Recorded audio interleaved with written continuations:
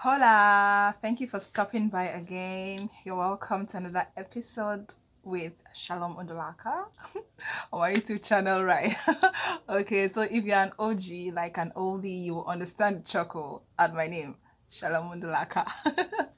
All right. Okay, so just in case you missed my wedding video, you really want to check it out because it's so beautiful, and I wanted to just share that with you guys. Maybe I'll put up the fuller version. Excuse me. Maybe I'll put up the fuller version, just to spread the joy. Yeah, and yeah, I'm not here to talk about the topic, like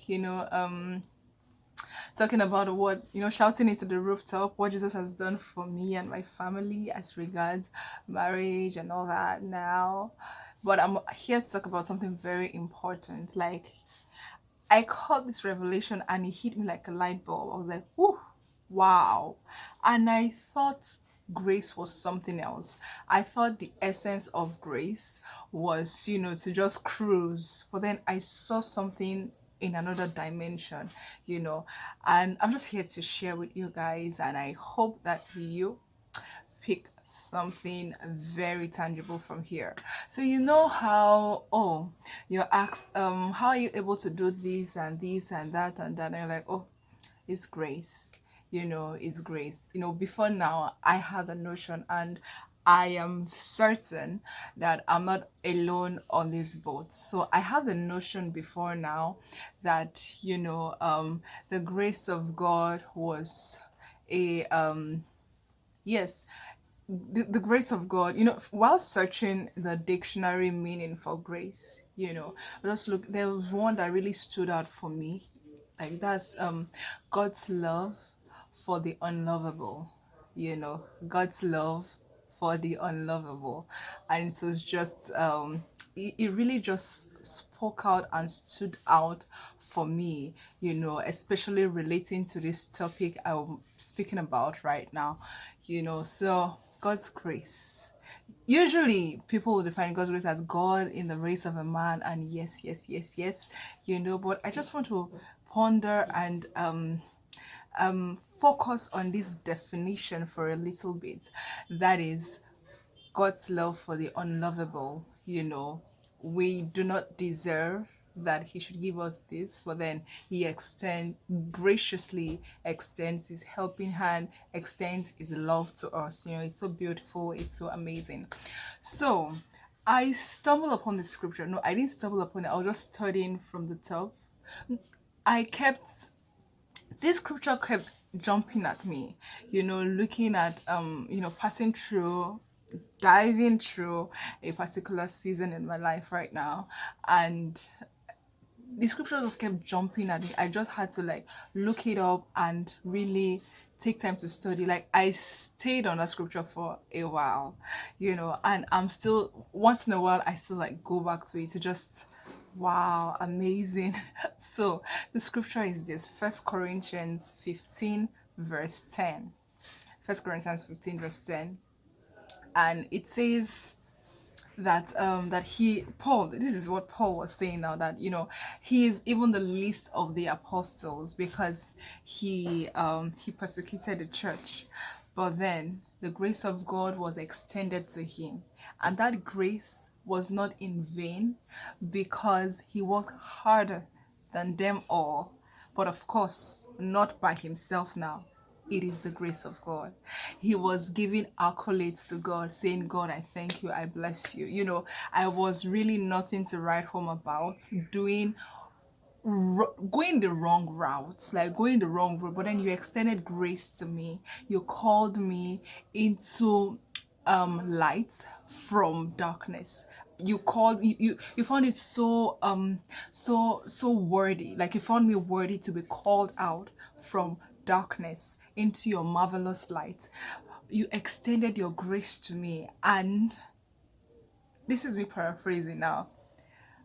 Myself working with you made sure that this grace that you extended to me was not in vain. I worked harder. I worked harder. I worked harder. Now that grace is extended to you, what do?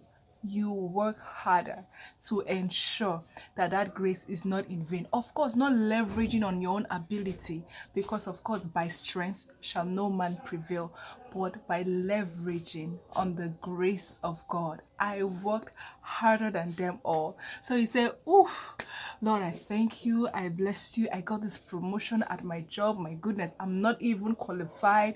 This and that and that. Lord, I give you thanks. I give you praise. Yeah, congratulations. It's not for you to cruise. It's for you to work harder to make sure that that grace extended to you is not in vain. Oh, it's so beautiful. It's so amazing. If there's something that I just recall something that we say in my office. I've heard my bosses say, I think two of my bosses now talk about in my office. They'll be like, the reward for good work is what? Is more responsibilities. So yes, you've been extended grace. But what do you do with that grace?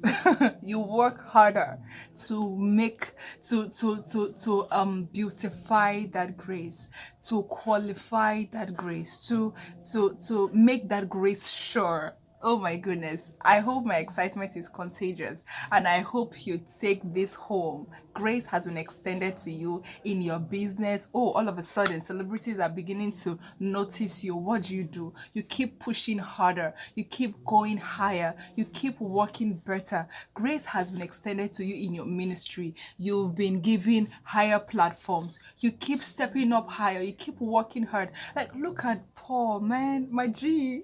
I love that guy so much. After Jesus, he is my favorite person in the Bible. I have a lot of favorite people in the Bible, like if a lot of favorite Bible characters, but then he stands out so much. I'm very much fascinated by Daniel, but then Paul, he wrote how many? Peter was just, the real OG. Yeah. When the day of Pentecost came, 3,000 souls were won to the church. He stood up in boldness. Yeah, that's great. That's wonderful. But then you notice something like this guy Paul stood up and he challenged Peter. I said, no, now we can't be doing things like this. Okay, take it slow. I know this energy should be contagious. Please contact this energy. Like he's like, okay, fine. I did not meet Jesus while he was on earth. I didn't have this. I didn't have the opportunity to have this one-on-one with him, but I met him. I met him. I encountered him.